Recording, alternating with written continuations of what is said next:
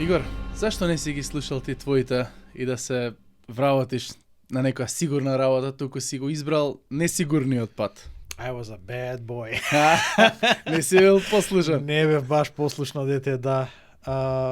Па да, моите за волја на вистината никогаш не ме турка во некаква државна служба. Иначе двајцата и татко ми и мајка ми беа вработени во општина Охрид.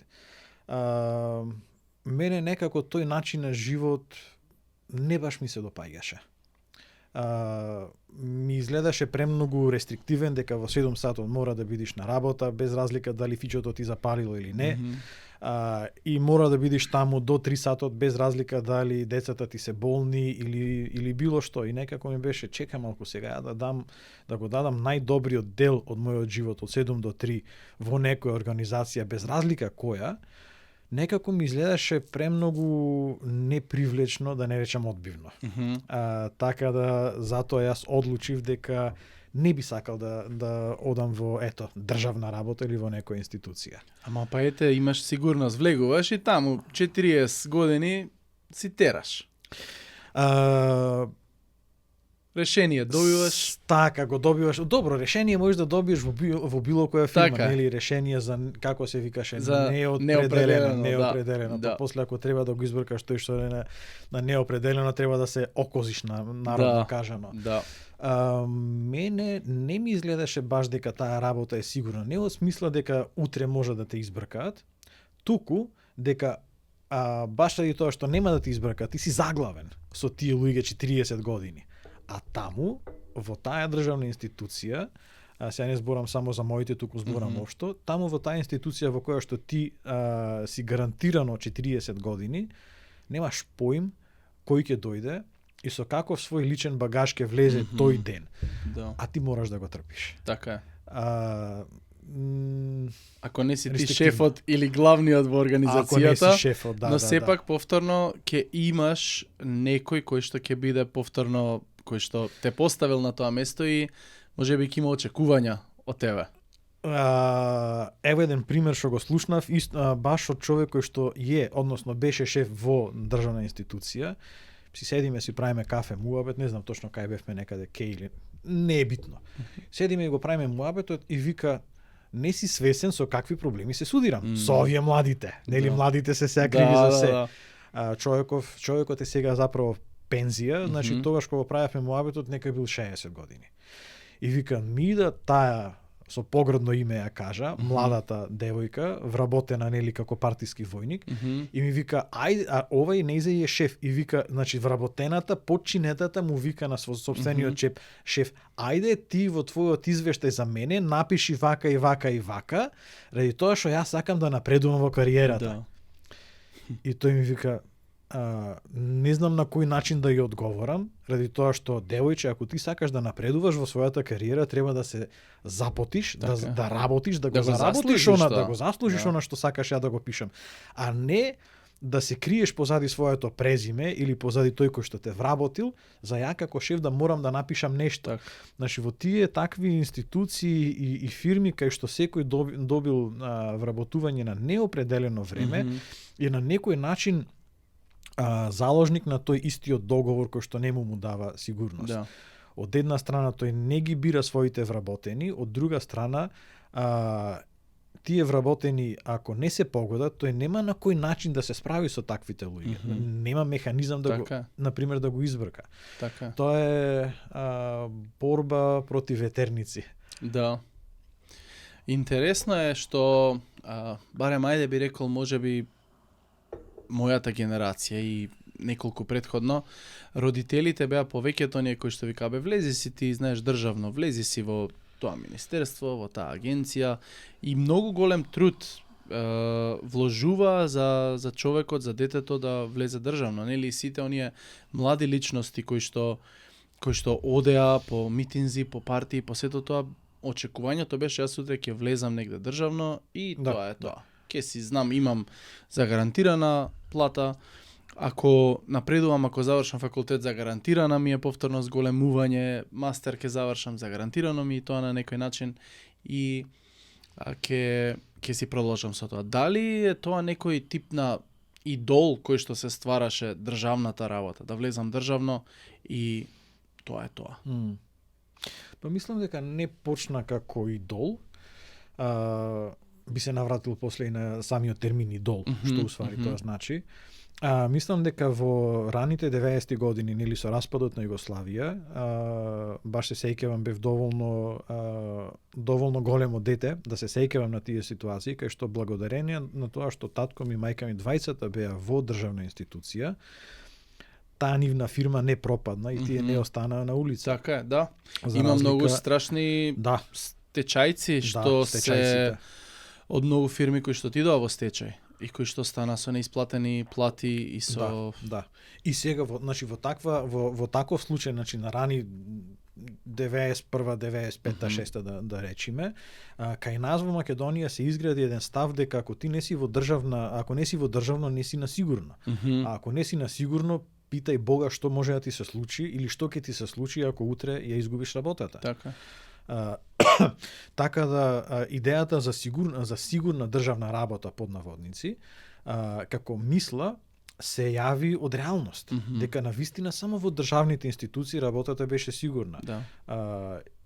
Имам луѓе кои што работеа во големи индустријски фирми како ЕМО, Застава, Лихнида, Езерка, Отекс во Охрид, значи Тоа се охридски. Тоа се све охридски беа? фирми кои што беа со илјадници луѓе, значи целиот Охрид беше вработен во ЕМО, мислам дека имаше 3000, Застава имаше 3-4000, Езерка мислам дека имаше уште 1000. Застава за коли? Не. Делови за коли. Делови за коли. Делови за коли. После имаше Лихнида исто ја имаше, во Отекс имаше 2-3000 вработени. После го имаше Трудбеник, значи сите тие Цел големи град имаш во 5-6-7 фирми. 5-6 фирми до 10. вработени по 3-4 илјади Да. и практично целиот град беше Да. згрижен финансиски и се Така. земаше добра плата Така. во тие и во тие времиња додека тие фирми добро работеа, луѓето кои што беа во државна институција земаа многу помала пара отколку тој од сектор. во производниот на Така. пример сектор. Јас знам дека луѓе кои што биле вработени како мајстори, значи со 4ти степен, пример машински, земале 2 пати поголема плата од мајка ми која што била со виша економска. Да. Во таа транзиција, тие луѓе кои што земале 2-3 пати поголеми плати од државните службеници, сега се наоѓаат во ситуација кај што не земаат, од една страна не земаат ништо, од друга страна немаат кај на друго место да се Така, вработат. И да. тоа што економијата пропадна. Така. Немаше производство и тие мајстори немаше кај да одат. Некои завршија како таксисти, некои завршија дома од шупата направи или од гаражата направи работилница. Некои, за жал, лично кои што јас ги познавам и умреа, покушавајки се да испливаат од таа економска пропаднатост, ради тоа што тие претходно, да речеме 20-30 години, го врзале својот идентитет и својата вредност на работното место. Така. И сега во таква една збунетост и страв, излезе идејата, работи се во државна фирма, ќе бидиш сигурен. Проблемот кај нас е што после некое време тоа стана како мантра, вработи се државно, вработи се државно. Кај што сигурноста која што секој родител ја бара, му стана на човекот како бог. Така. Тука би рекол дека идејата дека таа идеја работата во државно станала идол. Затоа што сигурноста на работното место не баш доаѓа со некаков подпис, доаѓа многу по, сега да не го отворам тој муабет да се држиме на тема. Да, ама од друга страна па и предприемништвото и не е најсигурна работа. Не е баш така сигурно како што би била државната работа. Нели ти денеска имаш клиенти, утре може тие наеднаш да кажат еве што се случува во големите фирми за програмирање. Да. Денеска клиентот прекинува со нас соработка и наеднаш 100 програмери остануваат без проект, без работа. Значи и големите фирми можат да имаат многу поголема несигурност отколку државната работа. Точно е, мислам, ние работевме аутсорс баш за една таква фирма во Америка, која што работеше со владини проекти. И настане некаков budget cut, како што го викаат тие, кај што се дешаваше да цела една работна екипа од 20, 30, 100 души да едноставно од денес за утре немаат работа. Така. И сега фирмата колку и да е јака, не може во недоглед да ги финансира тие луѓе кои што не работат. Имам пријателка една во Америка која што ја изгуби исто така работата од денеска за утре, ради тоа што работеше како тим лид во IT сектор, се развиваше софтвер за не знам за која организација. Организацијата одлучи дека мора да ги скратат трошоците и прво што отиде софтверот кој што требаше да биде автоматизација. За луѓето кои што останаа внатре во организацијата да можат да продолжат да ги земат платите. Така да дефинитивно и во државниот и во приватниот сектор немаш сигурноста, усвари е илузија. Така е. Ништо не е сигурно. И на улица да излезем утре не е сигурно. Да. Има еден мотивационен говорник, вика една работа е сигурна, нема да преживеете од овој живот. Нема све е ризик. Вика ризик е да работиш, но ризик е кога ќе добиеш сметката, она вика сметката за тоа што не си пробал нешто да направиш свое, кога ќе добиеш, во смисла оној опортунитетна можност која што си можел да добиеш. Вика еве, ризикот е дека нема од овој живот да излезете живи. Нема да преживеете на овој свет во овој живот. Така да со други зборови како оној филмот Сите ќе умрете, што вика. Како го знаеш? Не се сеќавам. Како се викаше Баба Зумбула ли? Не ми текнува. Како беше? Директорот ми кажа, да. Океј, да, директорот Сите ми кажа. ќе умрете. И така да, што викаш, ние немаме никаква сигурност во тоа, но нешто го кажа идолот. Ајде објасни околу што мислиш, што точно мислеше кога кажа да го објасниш. Да. Терминот идол. Истражувајќи нели за верата и работата, односно како верата и работата се вплетуваат во нашиот идентитет како луѓе, ја читав една книга од еден сега покоен автор, Тим Келер, и тој имаше напишано баш за идолот, беше многу добро дефиниран, мислам, мене добро ми легна. Не значи дека е оваа единствената и целисходна најдобра дефиниција, ама тој го дефинира идолот како нешто добро, нешто убаво, кое што ние го имаме во нашиот живот, кое што го издигнуваме на највисока позиција во нашиот живот, и тогаш од тоа што за нас е добро, ние наместо тоа да е компонента во нашиот живот, тоа станува цел на нашиот живот. Сигурноста кон која што секој човек тежне е нешто добро за нашиот живот. Сите ние сакаме да се чувствуваме сигурни. Ама кога сигурноста станува цел на нашиот живот, тогаш таа сигурност нас ни станала идол.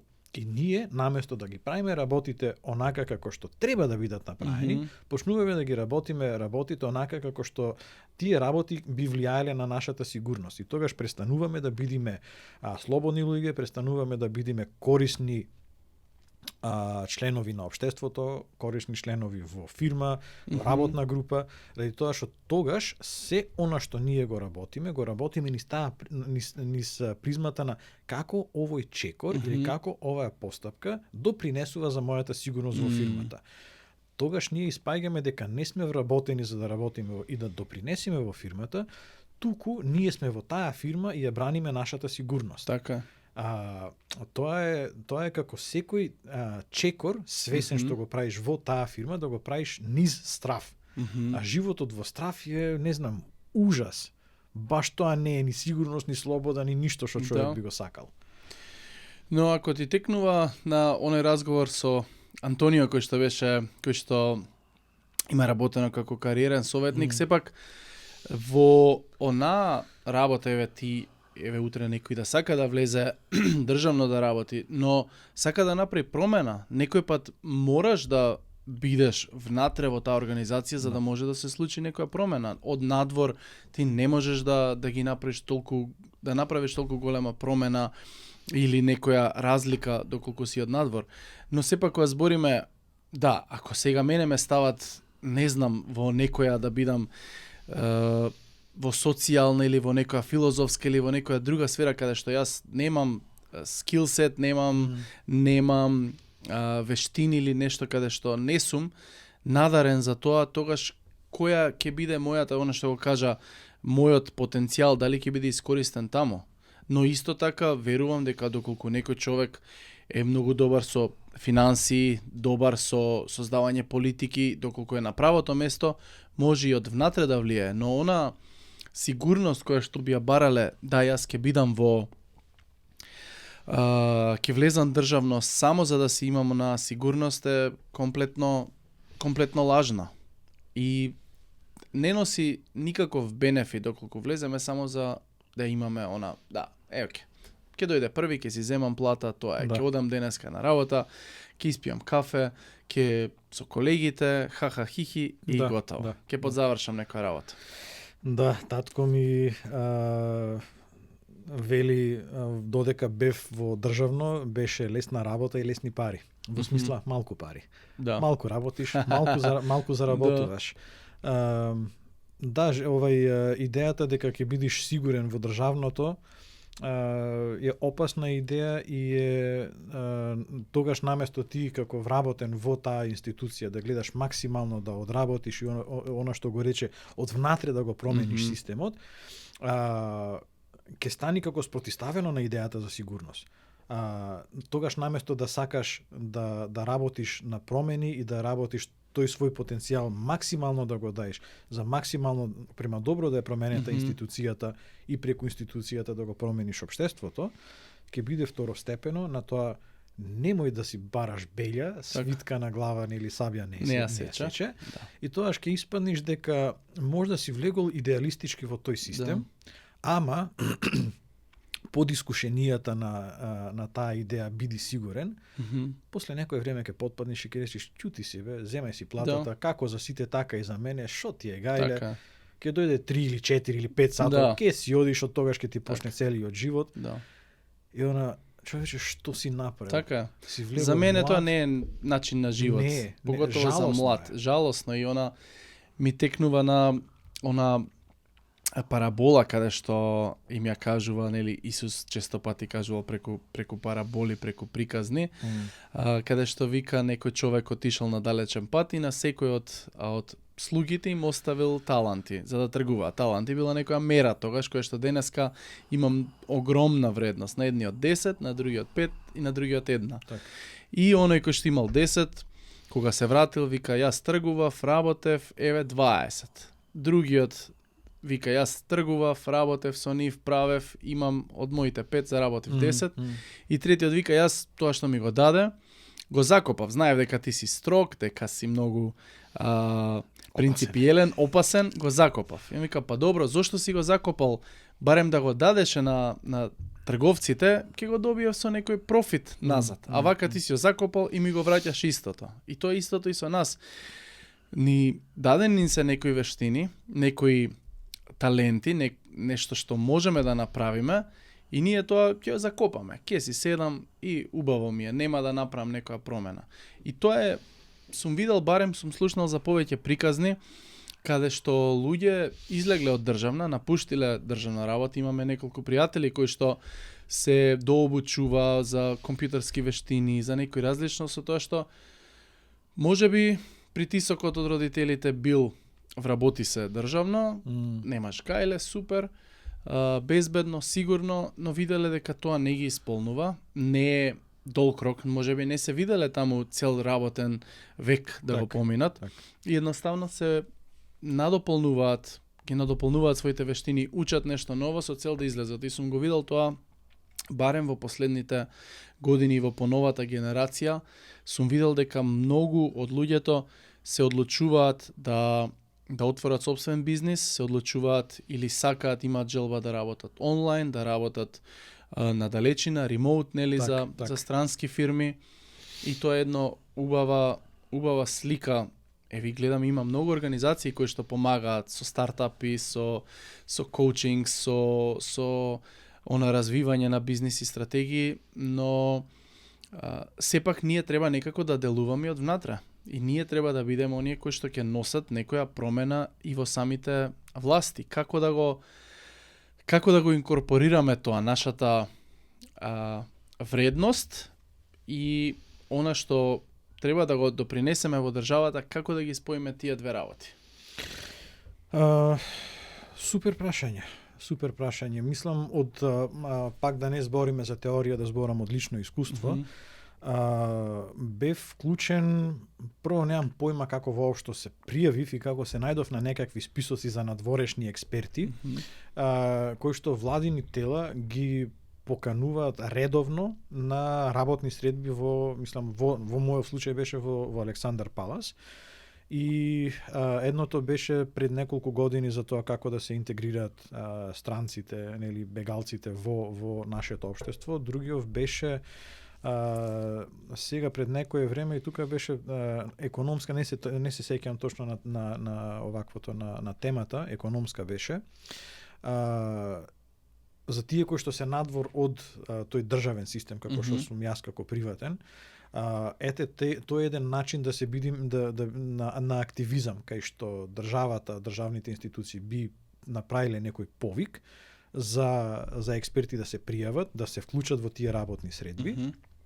И јас се пријавив, немам појма кај го најдов тој оглас, и се пријавив, си викам еве ова е можност, наместо да пиеме кафе и да плюкаме по државата, еве можност активно да се вклучиме во тие процеси. И многу сум задоволен ради тоа што благодарение на таа моја на тој мој активизам во таа работна група, јас можев да го допринесам моето знаење за IT во група која што немаше познавање од IT. И тие идеи кои што јас таму ги пласирав завршија во предлогот кој што после заврши пред немам појма кое тело на владата, знам дека било изгласано и знам дека сега веќе е во инкорпорирано. Да.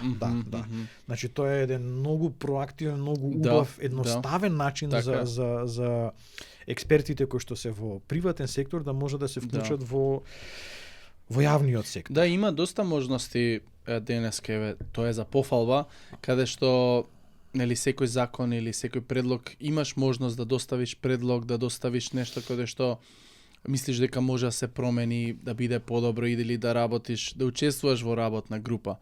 Но не знам колку се отворени тие повици и колку сме ние свесни за тие можности. Она што го приметив додека бев на тие две работни средби што трае, не знам колку, мислам оваа година и претходната, приметив дека луѓето кои што се дојдени таму, кои што сите скоро беа вработени во Министерство за ова зона било каде, дека тие луѓе беа жедни за да слушнат нови идеи. И додека си се представувавме така на масите, секој си каже јас сум Министерство за правда, за одбрана, за внатрешни, за ова зона, јас сум од приватен сектор. Супер. Сликата која што ние како обичните граѓани ја имаме за државните институции мислам дека е погрешна. Ние ги гледаме како тие да ни се непријатели, а забораваме дека утре во продавница ќе се чекаме еден позади друг на каса, или во кафичке сме еден до друг, или па на улица на семафор ќе чекаме еден до друг. Значи тие не се некои таму, не знам, опасни и покварени луѓе, дека се тие дел од нас.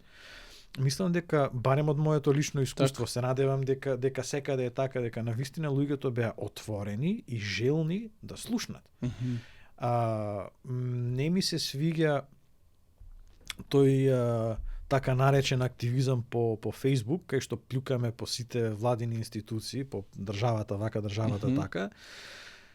И тогаш како да очекуваме дека ние преку навреди ќе ги натераме луѓето да се сменат. Па не можеш да го натераш некако преку навреди да те послуша. Го натеруваш да те послуша преку почит. Ние како цивили, така да кажам, треба да научиме можда еден поинаков јазик, и однесување према полиција, и однесување према господјите што работат на шалтер, по пошти, по банки, по каде све не. Ама ние можеби на Балканот е повеќе тоа ќе приметиме дека многу повеќе сме вклучени во политика отколку некои млади во скандинавските земји, во западноевропските земји. Не знам кој е твојот впечаток, ама многу знаеш, младите на некој начин и не знаат кој им е премиер, или од друга страна ти премиерот можеш да го видиш се вози во метро, во трамвај, во автобус, значи на многу обични места секаде меѓу луѓето можеш да го видиш и дури не можеш ни да нешто помпезно околу него да има. Зошто кај нас да е на тој начин некој тренд да мораме некоја идолизација на власта, дека мораме сите да бидеме вклучени, дека мораме сите да знаеме што точно се случува, па често пати кога се избори, ние сме сите експерти на таа тема, на геополитика, на сите тие работи. Наеднаш стануваме експерти за тоа, но секој млад човек е инволвиран во политика на ваков или онаков начин. Не е само, да, јас ќе учам, ќе завршам, ќе почнам бизнис, но политиката доста не тангира сите нас. Поготово на Балканот тоа го имам приметено. Па во време на избори ние сите тоа ни се главни теми на разговор. Да. Јас сум живеел во Германија кога имало избори во градот за градоначалник за се. Значи не било некоја посебна тема, не било нешто, некоја фама да се прават многу големи работи. Набиено прашање, тешко прашање и hot potato, што ви рекле американците. Мислам дека скандинавските, посебно скандинавските земји кои што беа толку опуштени за нивните демократски процеси, живеа во една лажна сигурност во едно општество кое што беше изградено од нивните предци. И нивната индиферентност према политиката денеска ги доведе во оваа ситуација кај што ти имаат сериозни проблеми. Сега по-конкретно зборам за пример Шведска. Така. Демократските процеси се нели наслонети на активна вклученост на народот. И ако народот е индиферентен према тоа кој им е нив градоначалник или кој им е народен представник на тоа некое село, например, во парламентот, можда нема одма да настанат проблемите, ама дај му на тој процес 5-10 години, па ќе видиш после каква ќе е државата, дека тргнала низбрдо, така да кажеме, и сега имаме damage control. Наместо да сме проактивно да градиме добра иднина, ние се покушаваме да изгасиме оние пожари и све што се случиле. Значи да ја зееме индиферентноста на скандинавските земји 20 години и што се случува после 20 години индиферентност. Од друга страна, нели имаме Швајцарија кај што имаш директна демократија, кај што горе долу секој еден граѓанин има глас за тоа кои закони како ќе се изгласа. Не сум експерт за тоа како во Швајцарија функционира, ама имам доволно знаење дека таму па се доста вложени луѓето во тоа кој и како ќе води нивната држава. Значи народот тука си има едно чувство на моја е државата. Така. Кај нас мислам дека е некоја извитоперена вклученост во политиката, кај што ние усвари не настапуваме со некакви своји ставови на некои прашања, кои што се изградени на основ на читање, па да можеме да речеме јас мислам на некоја тема. Значи ние не читајки држиме ставови кои што усвари не се наши размислувања, туку наши шпекулации. И тогаш стануваме усвари само звучници пуштени на максимум, кај што само повторуваме некоја туѓа порака. Ние немаме политички диалог, ние имаме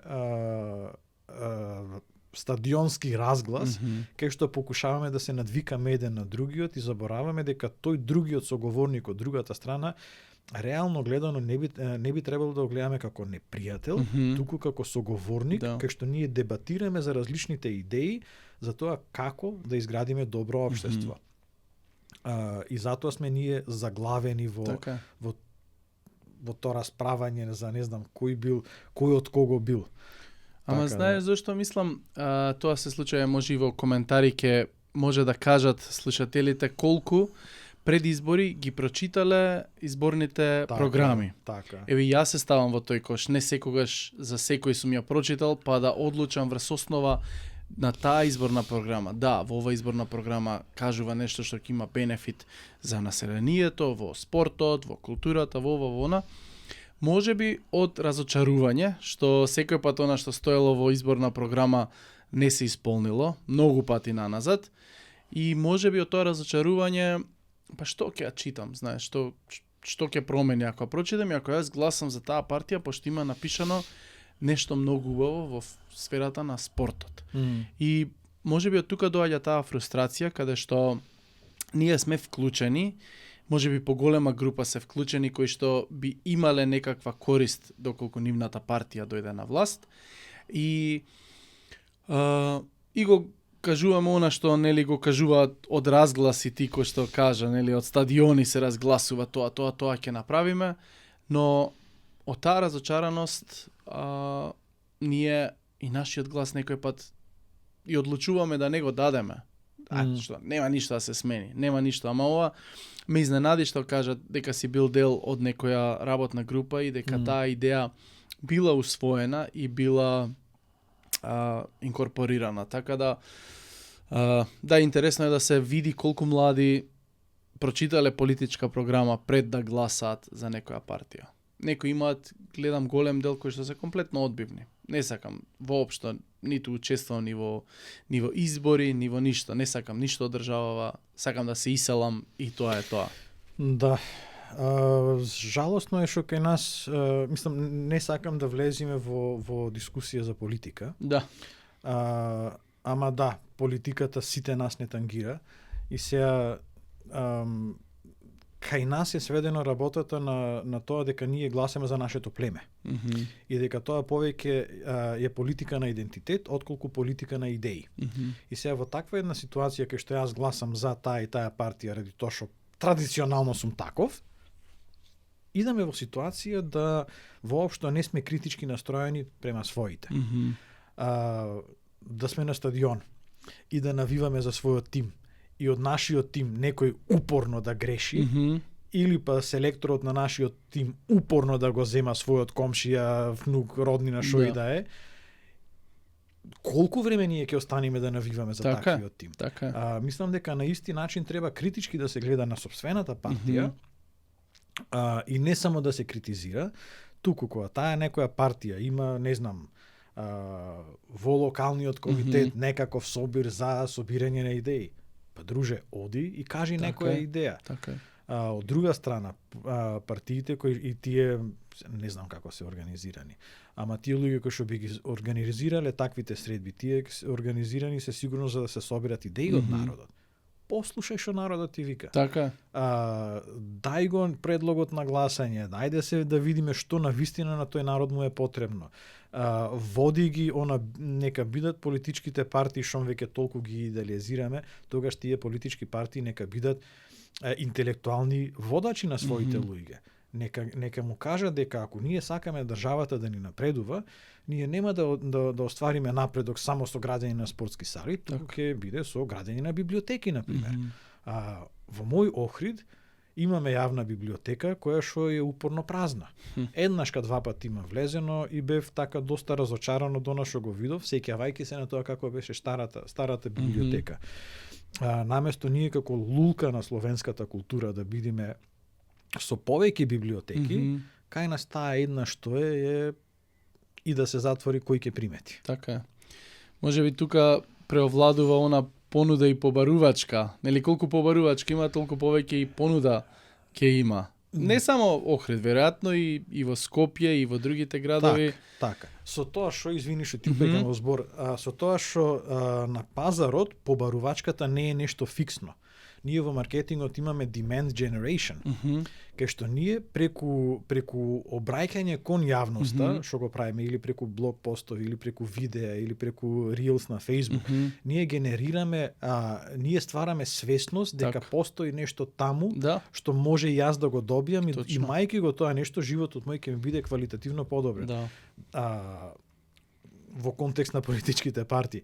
Ајде бе луѓе, направите некаков demand generation, кај што народот нема да бара некаква лажна сигурност. Што е да генерира понуда или побарувачка да генерира? Да генерира потреба. Потреба. Да. да генерира потреба за својот да си остани дома. Така. Да не мораме ние да се наоѓаме во македонски клубови во, не знам, Берлин, во Франкфурт, во ваму, во таму, ајде да си останеме дома. Така. Пошто ние паметните луѓе ги избркавме и сега со кого ќе правиме овдека некаква, мислам, остана време да дојде време кај што немаш со кого на кафе да излезиш, а не со кого бизнис да фатиш да направиш. Да. Да, мора некој баланс за младиот човек, нели, каде и да го гледаме она служење, сето тоа го збориме дека тоа е едно служење и државен службеник, значи самото тоа име кажува државен службеник. Јас или кој да е млад човек да влезе во некоја агенција, институција или тело, значи мојата оној талант кој што ми го дал Господ за таму е она да служам и со она што го правам да можам да му служам на народот кој што нели ме избрал. Но како ми е размислувањето за младиот човек да излезе од таа некоја комфортна зона, од таа комфортна зона кај што вика да, јас ќе влезам и ќе пробам нешто ново, макар и да не успее. И да не успее мојот бизнис, мојата бизнис идеја, јас ќе пробам. И тоа го гледам, еве, доста луѓе кои што прошле преку Growbiz и други програми кои што запознавам, значи навистина има многу идеи се генерираат, многу луѓе сакаат да пробат нешто различно и тоа е или нешто свое да почнат и тоа е стварно за пофалба и охрабрувачки. Но секој пат е она препрека и каде лежи тој баланс, каде што ние мислиме да сакаме да почнеме собствено, но може би бариерите за влез се тешки за да почнеш нешто собствено, во смисла на финансии, на средства, на помош од државата, на тренинг од државата, како јас да развијам способности за да бидам утре лидер на тим, да бидам предприемач. Може би тоа е едно нешто каде што би можело да се внеси. Еве, оние, не знам колку се прави тоа кај нас, например, оние успешни предприемачи или успешни кои што успеале во некоја сфера да бидат таков тип на тренери, кои што ќе им помагаат на некој, да бидат еви дел од некое владино тело или на некој начин ангажирани, да им помогнат на младите да кажат, види, јас сум успел во Македонија, имам тим од 10, 50, 20, 100 луѓе, ајде, ќе ти помогнам како и ти да пораснеш. Може би тоа е еден модел каде што треба да се размисли, како да се вклучи експертизата, која што веќе успеала да им помогне на другите. Добро, јас сум малку по-герила, мислам, од овој твојов пристап. Ја на државата не би гледал како нешто што државата може да направи за мене. Ради тоа што што можам јас да направам за државата? Не сум до таму стигнат уште. Уствари, ајде можда малку одам како мало бебе со ситни чекори. Моите почетоци 2006, 2007, 2008 беа да видам ја што имам и да видам на кој начин тоа што јас го имам можам да го употребам, да можам да си заработувам на некој начин и да обезбедувам пари за мојата млада фамилија. Не гледав толку многу на државата. Имаше момент кога погледнав на државата, во тој период Македонија вработува 1 и Македонија вработува 2. Тогаш се полакомив да земам помош од државата и тоа мислам дека ми беше една голема грешка во чекори. За после некое време да се најдам во ситуација кај што имам поголема бројка луѓе вработени, кои што морам да ги држам ради тоа што таков беше законот за Македонија. Не можеш да намалиш вработените. Да. И после некое време, баш уз муабет со татко ми, го надополнивме тоа Македонија вработува и тоа стана Македонија вработува Игор Плајќа.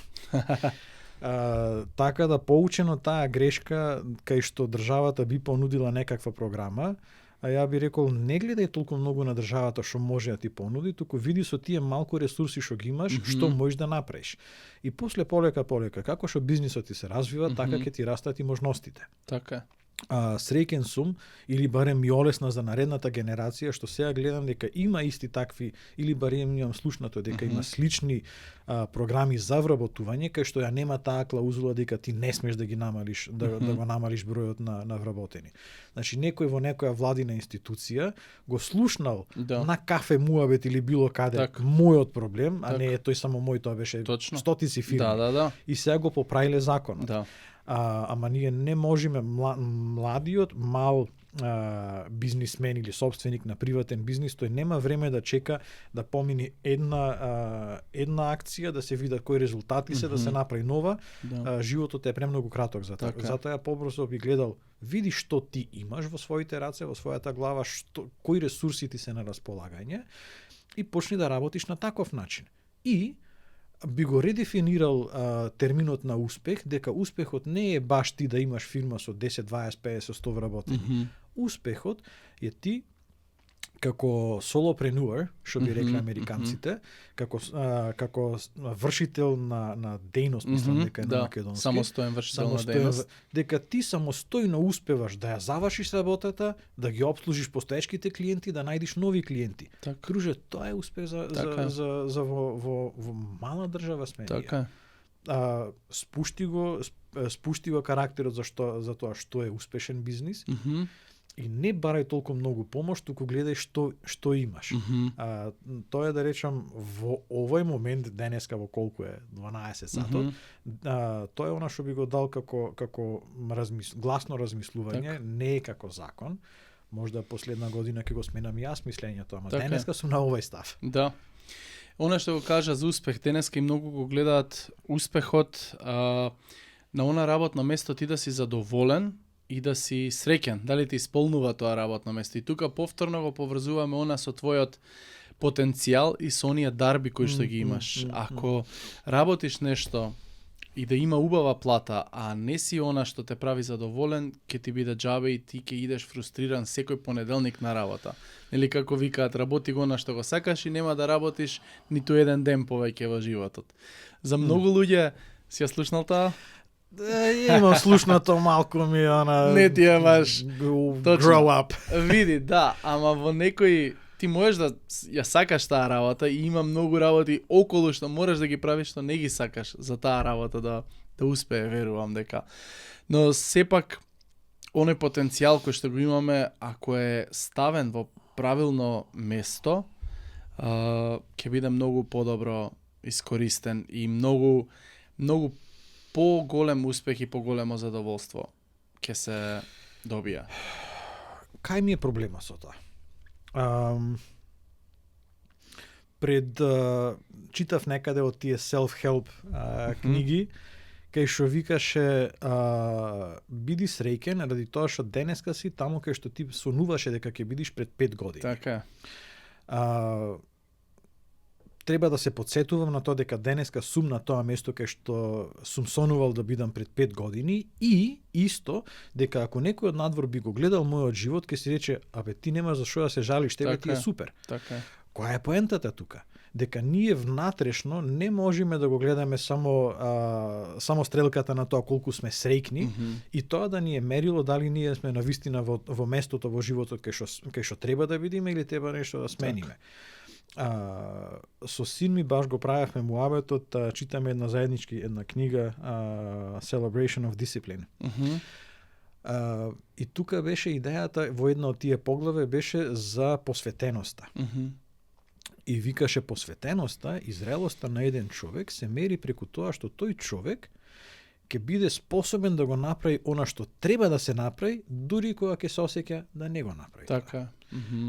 За него тоа беше добро, сине, тебе не ти се учи математика, ама ти си денеска ученик и ќе бидеш ученик уште долго време. Така. И треба да учиш математика. И го правевме муабетот и со наставничката и таа вика, бе, добро, можда него математиката нема да му треба да тој да пресметува дропки на рак, ама ќе научи да размислува правилно. И сега преку сите тие дисциплини на учење, на работење, на послушност на работното место, на пушбек таму кај што е потребно, прво ние се градиме како карактери кои што сме поздрави, вредни, прво за нас, после за општеството, и после не се замараме толку за тоа дали се осеќаме вака и онака. Па со жена дома нема секогаш да ти биде нема да се осеќаш дека ти е супер. Така во бракот. Дефинитивно. Со сопственото дете нема секогаш да ти биде, така. ама ние сме сепак луѓе кои што размислуваме покрај тоа што сме луѓе кои што чувствуваме. Така да не дозволиме емоциите да не водат, туку да си имаме малку стабилност и зрелост. Точно. Дека ако ова треба да се направи, треба да се направи. Така. Дали уживам? Who cares? Да, така е. Добро резиме на крај.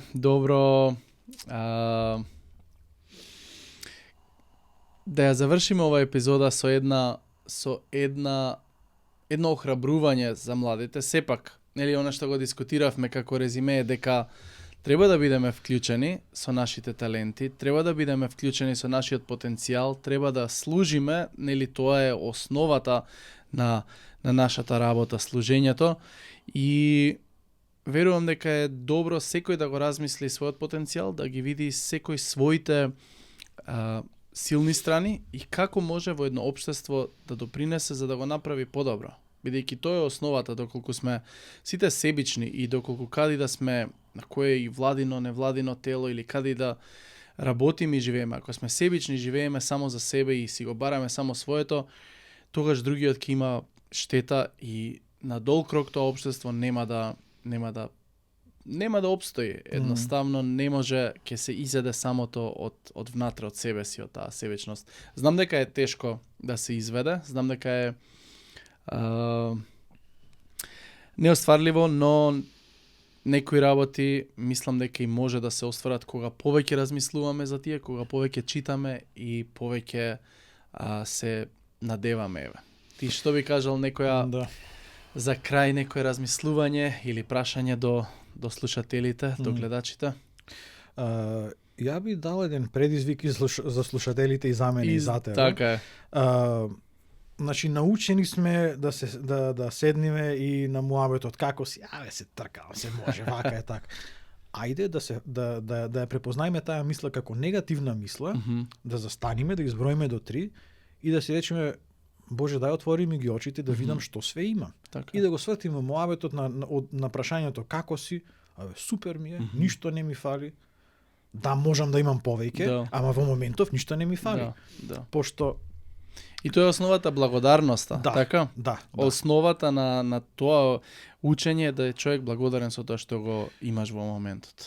Благодарен не мора да значи пасивно задоволен. Значи ти мораш да бидеш свесен дека ако е на некоја скала и дека ти си на пола пат од таа скала, дека ако не си најгоре, сепак си барем на пола. Така. Значи, дај да си ги преброиме благословите, така народно кажано, да си ги вербализираме тие добри работи во нашиот живот, пошто ако цел народ зборува само негативно за сопствената држава, па цвеќе да е, па ќе се исуши ако само така, го плукаш. Ако го плукаш, така. Ајде малку да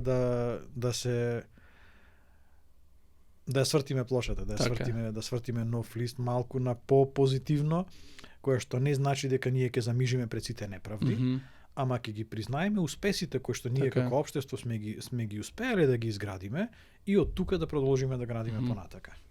Супер. Фала ти за убавиот муабет. Фала ти тебе.